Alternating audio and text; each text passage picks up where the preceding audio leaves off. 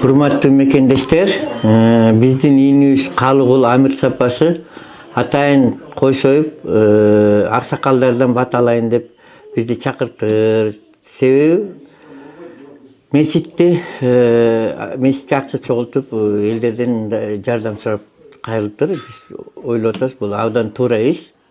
Анткени бул Филадельфияда азыркы мигранттардын саны 3000ден ашып калды. Мен мындай айтып кетсем, биздин айылда 3000ден ашык түтүн бар. Ошол жерде 9 мечит бар да.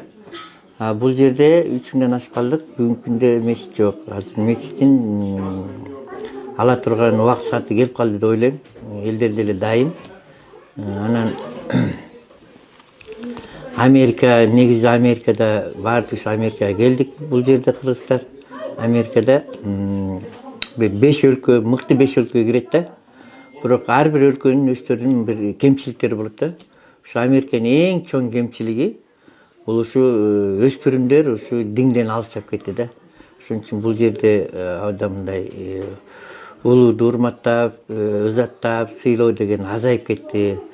Балдар ата-энесине көп кайрылбай баштады. Ушундай бир бала менен атанын ортосунда, ата эненин ортосунда алыстык көбөйүп кетти да.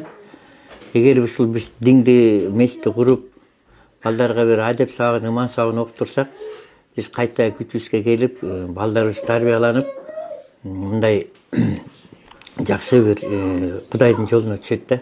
Ошон үчүн мечит абдан керек. Эң эле оор маселе бул каражат топтоо. Ошо каражат топтоо бул мындай үймө кыдырып, мындай деле спонсорлор болот. Бирок ошол спонсорлордугу жетпей калышы мүмкүн да. Бир жагы бир имараттын баасы кичинекей имарат болсо 1,5 миллион, мындай жакшыраак имарат бул 1 миллиондон ашып кетти да. Ошон үчүн 1 миллион акча топтоо бул оңой нерсе эмес. Көп уюмдарга да кайрылабыз. Бирок 50%ден ашык проценти өз кыргыз жарандардан чыгыш керек да. Ошон үчүн биринчи 100 000, 200 000 топтолгондон кийин анан жерлерди, мечитке ылайыктуу парковка бар жерлерди карайбыз да. Ошон үчүн буюрса айтта акча жыйноо марафону болот. Буюрса кыргыздардын баары келсе айтка, ошондо ушул иш чараны баштайбыз.